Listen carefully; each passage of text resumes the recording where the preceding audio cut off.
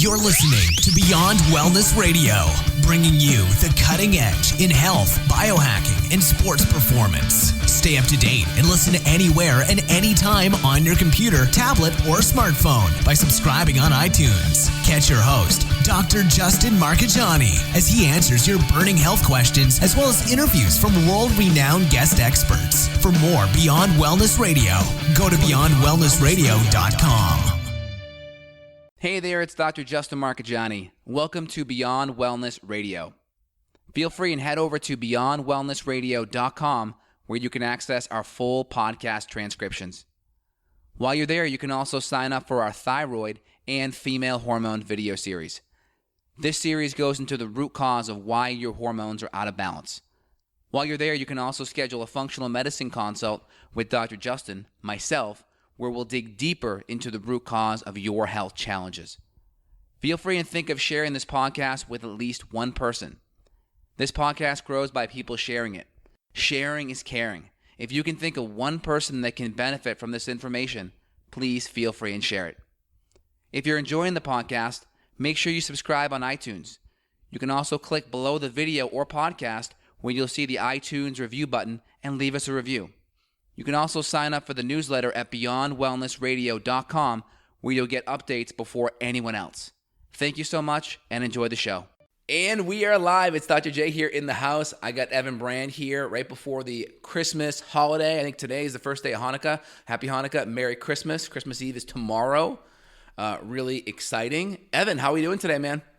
I'm doing wonderful. I brought up the idea of food reactions and skin issues. And this is something that a lot of people experience and they don't even know it. Think of your kids who you feed like a gluten-free cookie, and that cookie is loaded with potato starch and rice flour and corn flour, and then your kid gets a rash on a face, and then you don't even think about it. So like our daughter Summer, that's what happened to her probably, I don't know, maybe a year and a half ago when we were trying to feed her some rice snacks. It was like these little rice cookies or rice crackers. I don't even remember exactly what it was. And she started getting a rash. And I thought, okay, what the heck is going on here? And this is a very, very common thing that adults experience, but they don't pay attention to it, or they're covered up in makeup, so the women don't see what's happening. But underneath all of that, there's some mechanisms that are dysfunctioning, which is probably your gut barrier is messed up, or your immune system is messed up, which your gut is basically your immune system. And so why don't we kind of break this apart a little bit? Yeah, so just in summary, we'll be hitting kind of some of the skin reactions due to food. That's going to be the big thing we hit off the bat. Well, I have a 4-month-old son who actually had some skin reactions recently, and we noticed some nuts and seeds and eggs were actually a big deal as well. So some women who are breastfeeding, and if their kids have skin issues, the first thing you want to look at is your diet. The natural tendency is to go to the pediatrician, and typically it's going to be some type of corticosteroid cream a lot of times that's going to be recommended, but a lot of times changing the diet helps. In this particular situation, his skin was also more reactive because it was just super, super dry based on the time of the year. So we just used some pure lanolin, and that helped as well. But also making some diet changes also really, really move the needle. So one of the first things we can do is make diet changes on top of that. And sometimes people who are already coming into this health space on a paleo template, they've already cut out grains and maybe the junk food and the refined sugars and the not so good fats, but then they're like, wait, I'm still having an issue. And it could be eggs, it could be nuts, it could be seeds, it could be those, will be the bigger foods that could also be a problem, maybe even nightshades. And I'd say autoimmune template may be the next thing we want to jump on versus just a strict paleo template. Yeah, and it's hard for kids too, right? I mean, my little girl is, 8 months old now? And your little boy's coming up on 4 months? Yes, my second son, Hudson, he's almost 4.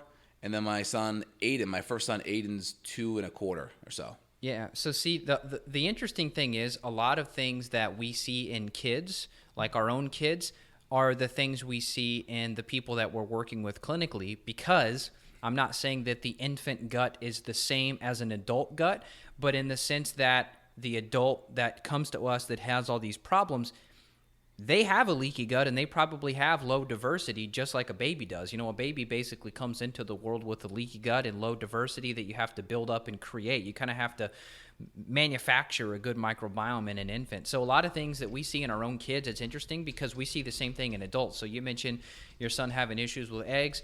Same thing with our little one. We gave her some eggs and then boom, immediately a rash on the cheek.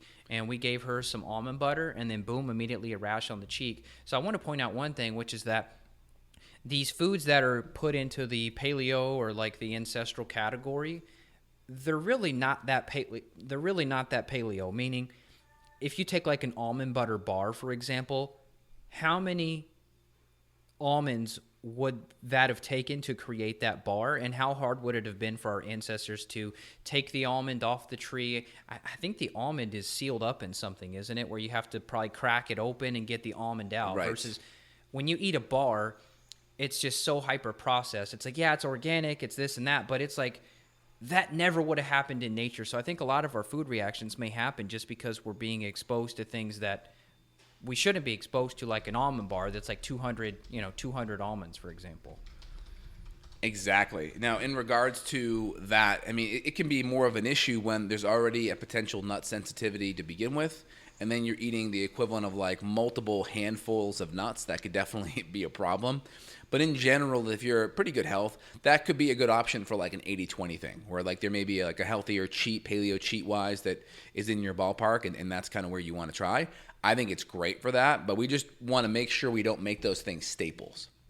Yeah, and don't get me wrong, I love a good organic almond bar here and there, but just when it comes to food reactions, I'm trying to find a picture of it. This is the sad thing. I've never actually been to an almond tree to see how the almond sits on the tree. I'm sure it's encapsulated in some sort of shell. Yeah, I see a picture here.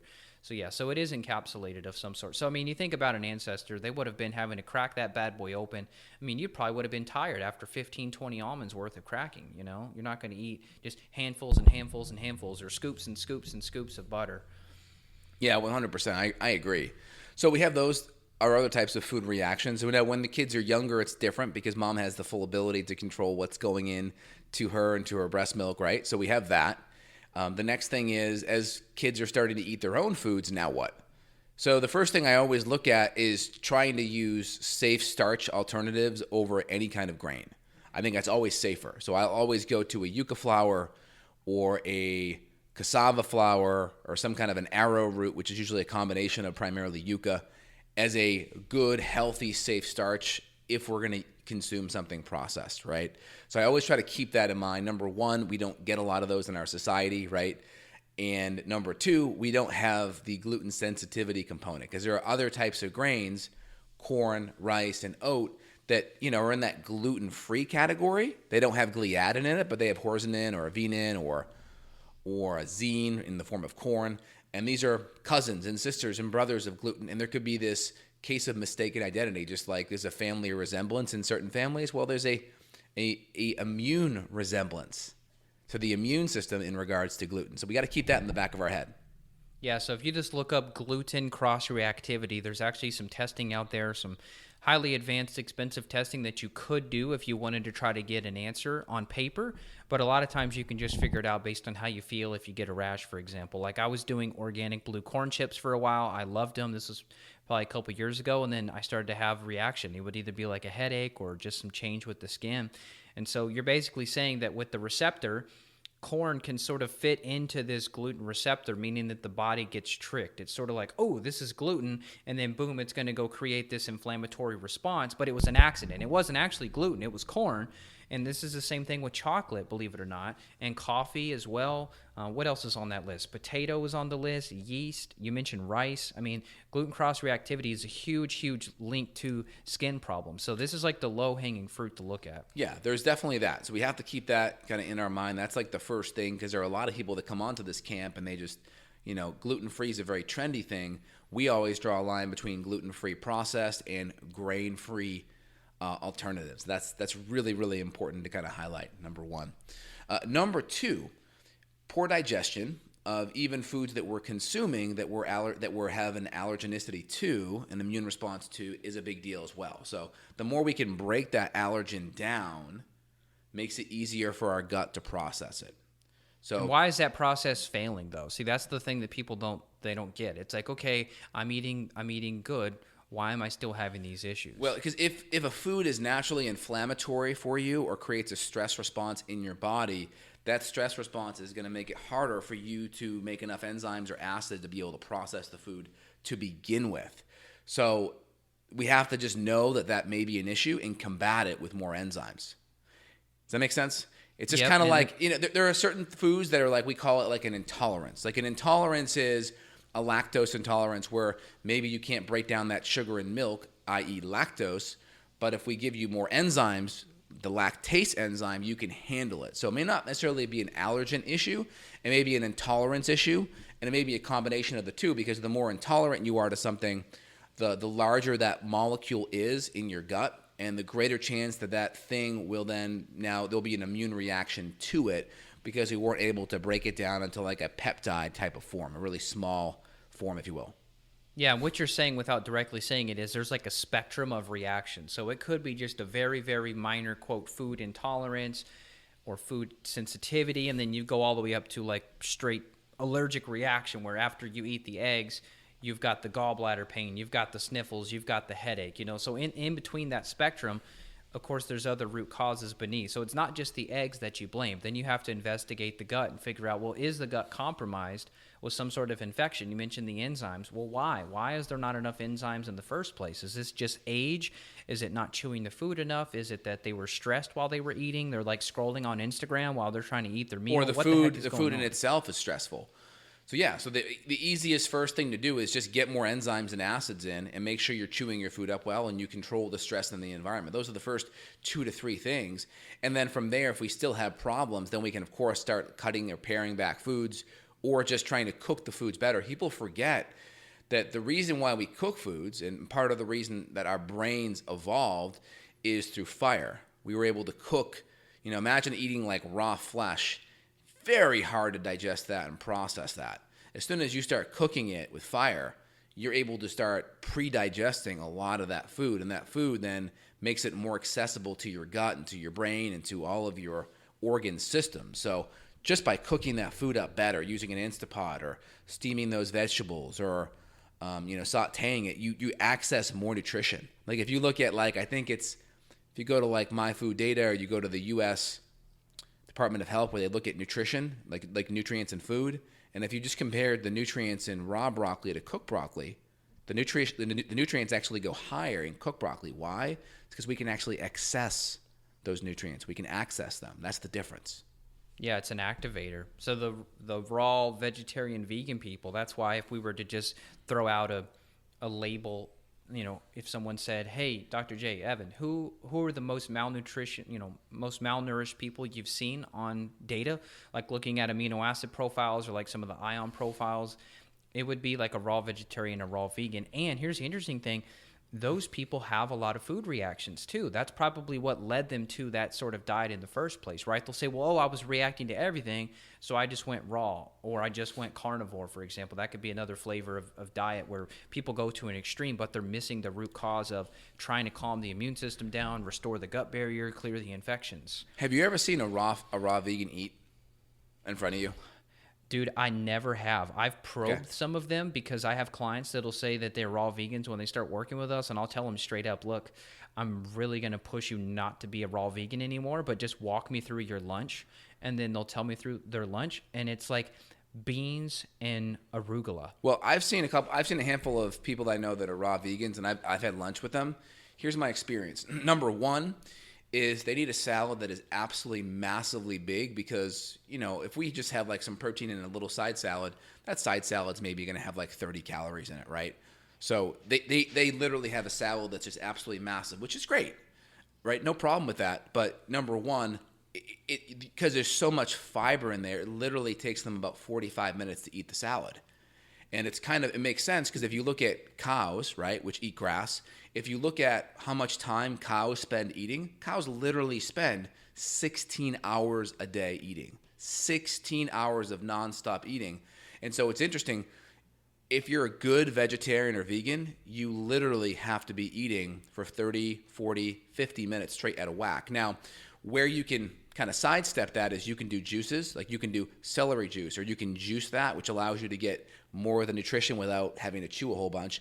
And 2, you can steam it or saute it, and that kind of makes it more accessible too. But the raw vegans, they're really handicapped in that way. And of course, they're going to need extra amino acids, whether it's from hemp or a free-form amino acid formula. You can do it from a vegan perspective. It's a lot harder and it's much more unnatural, and you're going to have to rely a lot on protein powders for the most part, or you'll be doing rice and beans and you'll be getting 400 grams of carbohydrates. If you want, half a gram per pound of body weight, you're going to be consuming a ton of carbohydrate. Now, let me ask you this. Great points. Do you think it's just a correlation? Do you think it's just a coincidence that when we do see like a raw vegetarian vegan person, they're having all these food reactions, they're reacting to every food, they're getting watery eyes, they're getting skin rashes, they're getting hives?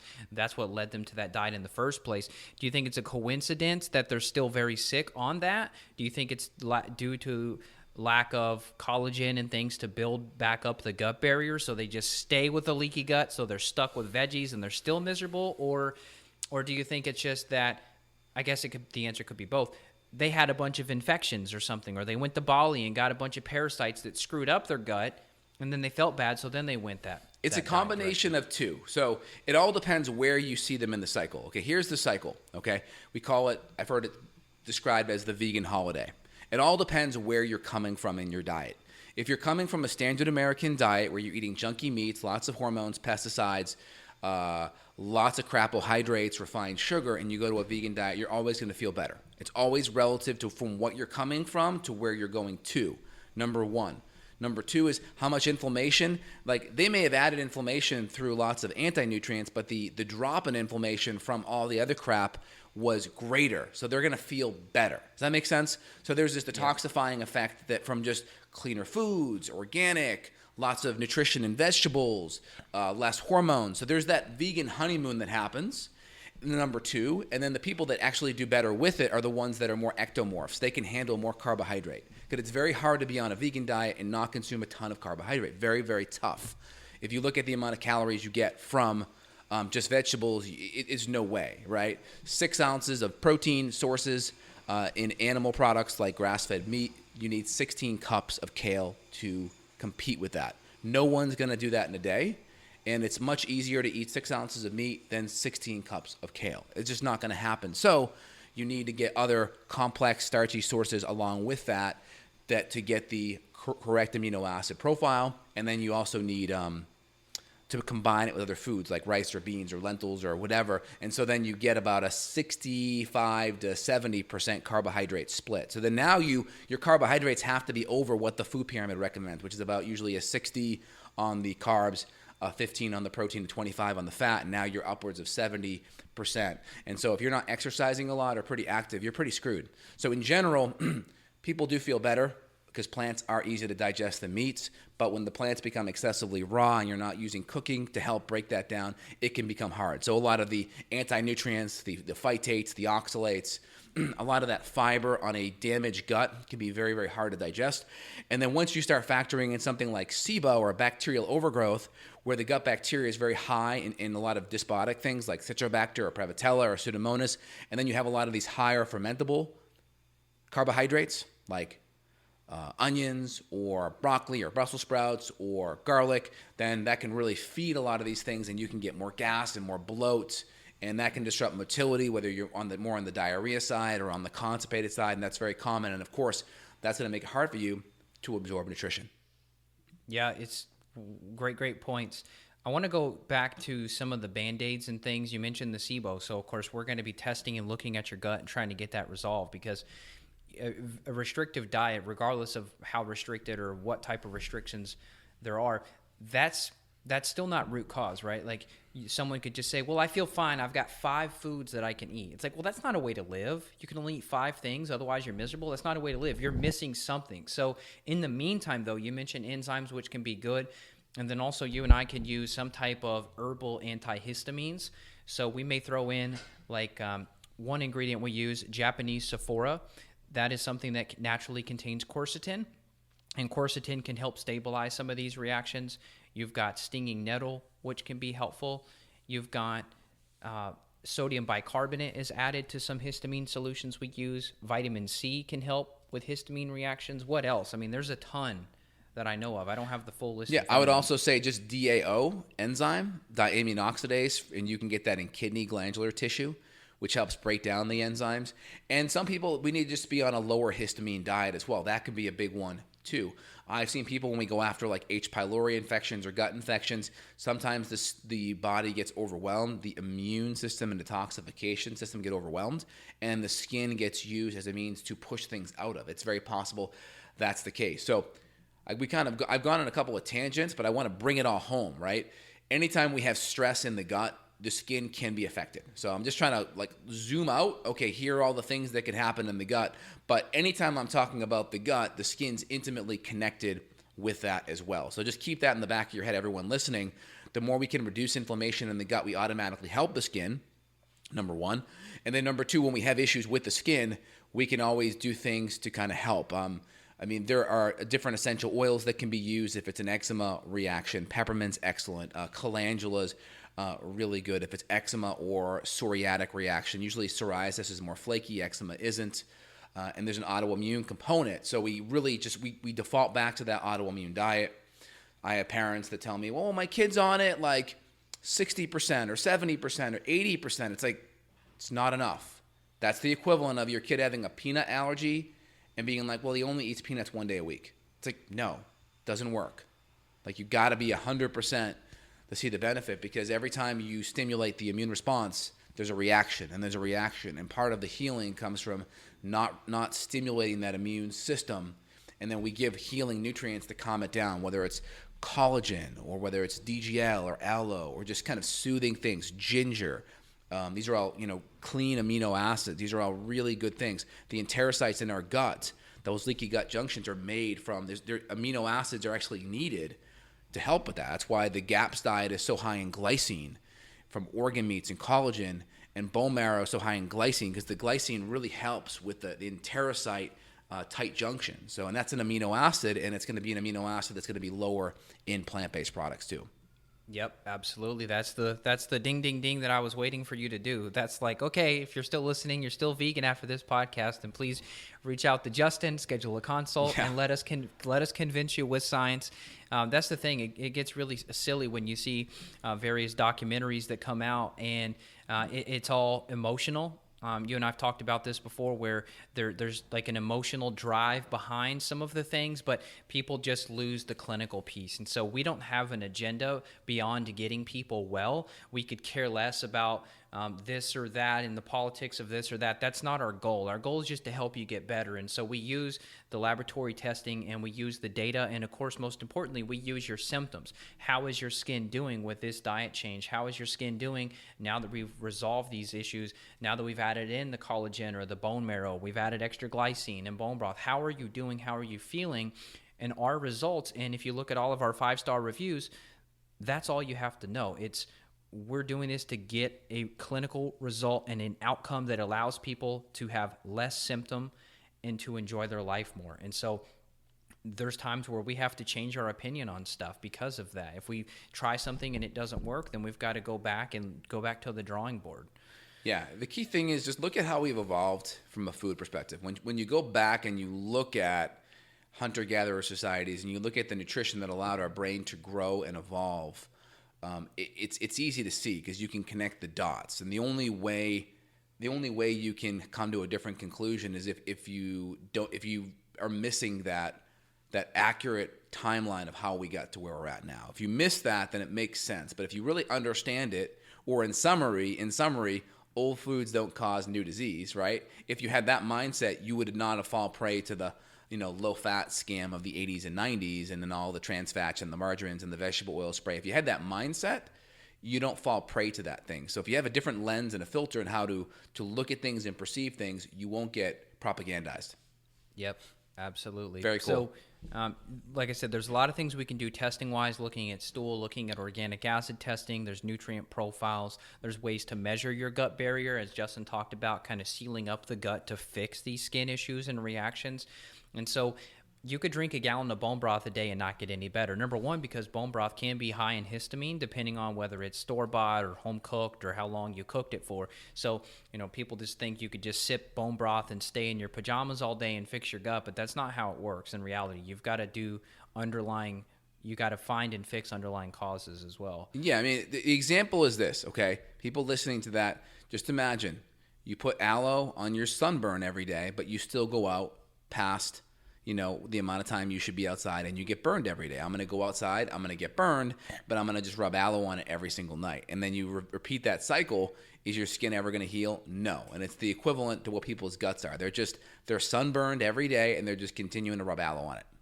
I love that. I love the analogies. It really just helps clarify things. I need to get better at analogies. Well, the thing with an analogy is it sticks. Like, you don't have to memorize that analogy. It resonates. It's in your soul. You get it because there's a picture.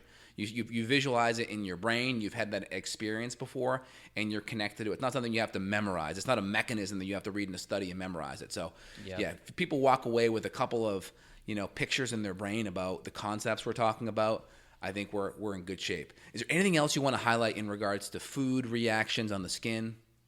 I would say that they are reversible. I've had my fair share of food reactions as well, just in various stages of healing with my body, adrenals, gut, and on and on. And so things that you react to now are not things that you necessarily will react to in the future. We've had people that were on such limited, such restricted diets, and they were so happy that they could add back in nuts and seeds and add back in eggs and add in avocado again and add in citrus. So don't just assume that because right now you can only eat 5 foods or 10 foods or you can't eat this and you wish you could. We're never going to say go eat gluten and all this other garbage, but I'm talking real good foods like, let's say, cashews, but you have a bad problem with cashews, or eggs, but you are in pain every time you eat eggs.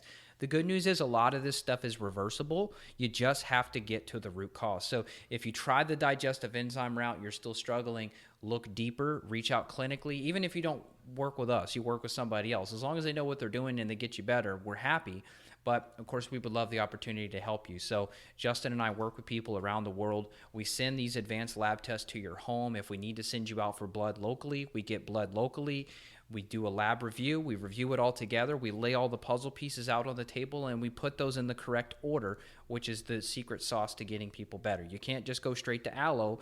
You might have to clear bad guys first. So we've covered that concept many times, but it's worth repeating. So Justin Health is where you can get a hold of Dr. J. So justinhealth.com, reach out clinically around the world. And then my site is evanbrand.com. And thanks for tuning in. We love that you're all part of this conversation. So please add comments, questions to the video, reach out on social media sites, email us, whatever you got to do. Let us know if there's a topic that we can cover, and we'd love to. 100%. And guys, if you are eating a good diet already, just remember this. If you love it, rotate it. If you love it, rotate it, especially the protein sources. Those are going to be the compounds that are the most allergenic. Keep the anti-nutrients down. And don't forget, we are all focused on a good diet and good supplementation. But remember, cooking is also one of the best digestive means, along with really good chewing. So just keep that in the back of your head. We have 32 teeth. 32 chews is a pretty good amount. 1 tooth per chew. About an oatmeal-like consistency is pretty darn good. You don't got to think about it, but just kind of get your food to that level of a texture in your mouth before you swallow. That helps your enzymes and your digestive system work a lot easier. So I really appreciate it. Evan, today was a great chat. People want to get to that next step, evanbrand.com or justinhealth.com for myself. We're available worldwide for people that need extra support and help. Evan, anything else you want to leave us today, man? I would just say take care. Everybody enjoy the new year. Try not to go too off the rocker. We always get those calls in January like, oh, I really screwed up over the holidays and now I'm here to get better.